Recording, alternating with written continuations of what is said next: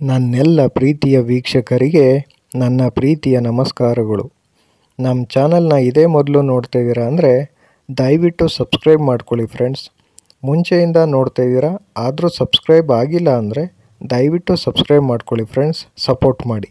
ಚಾಣಕ್ಯರು ಕೇವಲ ಯಶಸ್ಸು ಮಾತ್ರವಲ್ಲ, ಸಂಸಾರದ ಕುರಿತು ತಮ್ಮ ನೀತಿಶಾಸ್ತ್ರದಲ್ಲಿ ವಿವರಿಸಿದ್ದಾರೆ. ಅವರ ಪ್ರಕಾರ ಸಂಸಾರದಲ್ಲಿ ಹಲವು ವಿಚಾರಗಳಿಂದ ಬಿರುಕು ಮೂಡುತ್ತದೆ. ಮುಖ್ಯವಾಗಿ ವೈವಾಹಿಕ ಜೀವನದಲ್ಲಿ ಈ 4 ವಿಚಾರಗಳ ಮೇಲೆ ಹೆಚ್ಚು ಗಮನ ಹರಿಸಬೇಕು.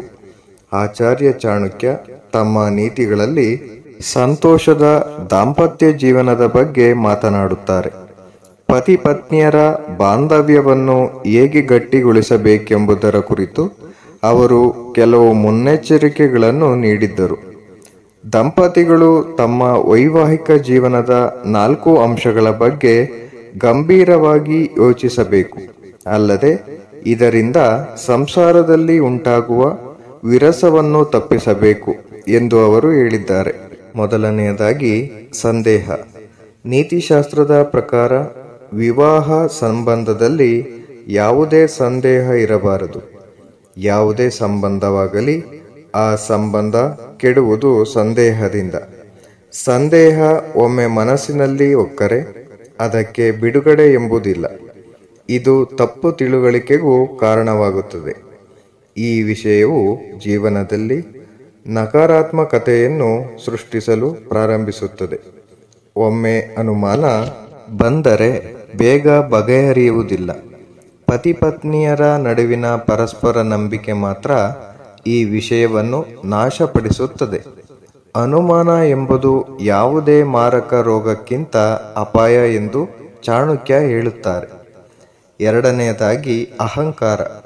ವೈವಾಹಿಕ ಜೀವನದಲ್ಲಿ ಪತಿ ಪತ್ನಿಯರ ನಡುವಿನ ಪ್ರೀತಿ ಮತ್ತು ಅನ್ಯೋನ್ಯತೆಯನ್ನು ನಾಶಪಡಿಸುವಲ್ಲಿ ಅಹಂಕಾರವು ಪ್ರಮುಖ ಪಾತ್ರ ವಹಿಸುತ್ತದೆ ಎಂದು ಚಾಣಕ್ಯ ನೀತಿ ಹೇಳುತ್ತದೆ.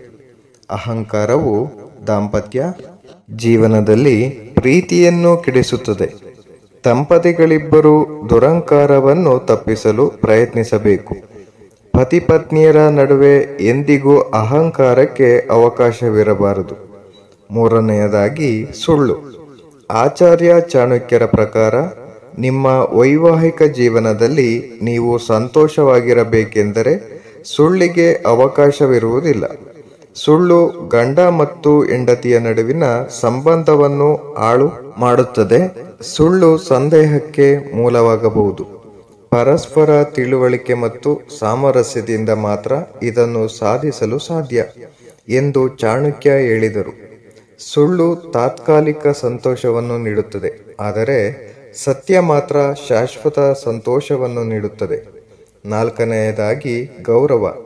ಚಾಣಕ್ಯ ನೀತಿಯ ಪ್ರಕಾರ ಯಾವುದೇ ಬಲವಾದ ಶಾಶ್ವತ ಸಂಬಂಧಕ್ಕೆ ಗೌರವ ಬಹಳ ಮುಖ್ಯವಾಗುತ್ತದೆ. ಯಾವುದೇ ಸಂಬಂಧದಲ್ಲಿ ಗೌರವವಿಲ್ಲದಿದ್ದರೆ ಸಂಬಂಧವು ಅರ್ಥಹೀನವಾಗುತ್ತದೆ. ಸಂತೋಷವು ಸಂಬಂಧದಲ್ಲಿ ಕೊನೆಗೊಳ್ಳುತ್ತದೆ. ಪ್ರತಿಯೊಂದು ಸಂಬಂಧಕ್ಕೂ ಮಿತಿಗಳಿರುತ್ತವೆ. ಈ ಮಿತಿಯನ್ನು ಯಾರೂ ಮೀರಬಾರದು. ಚಾಣಕ್ಯನ ಪ್ರಕಾರ ಪ್ರತಿಯೊಬ್ಬ ದಂಪತಿಗಳು ಈ 4 ಆಲೋಚನೆಗಳನ್ನು ಮನಸ್ಸಿನಲ್ಲಿಟ್ಟುಕೊಂಡು ವರ್ತಿಸಬೇಕು. ಈ 4 ವಿಷಯಗಳು ಪತಿ ಪತ್ನಿಯರ ನಡುವೆ ಇಲ್ಲದಿದ್ದರೆ ಸಂಬಂಧವು ಹೆಚ್ಚು ಕಾಲ ಉಳಿಯುವುದಿಲ್ಲ. ಗಮನಿಸಿ, ಇದು ನಂಬಿಕೆ ಮತ್ತು ಶಾಸ್ತ್ರವನ್ನು ಆಧರಿಸಿದ ಬರಹ. ಇದರಲ್ಲಿರುವ ಎಲ್ಲ ಅಂಶಗಳನ್ನು ನಾವು ಪುಷ್ಟೀಕರಿಸುವುದಿಲ್ಲ. ನಿಮ್ಮ ಸ್ವಂತ ವಿವೇಚನೆ ಬಳಸಿ ನಿರ್ಧಾರಗಳನ್ನು ತೆಗೆದುಕೊಳ್ಳಿ. Thank you for watching friends. Please subscribe my channel.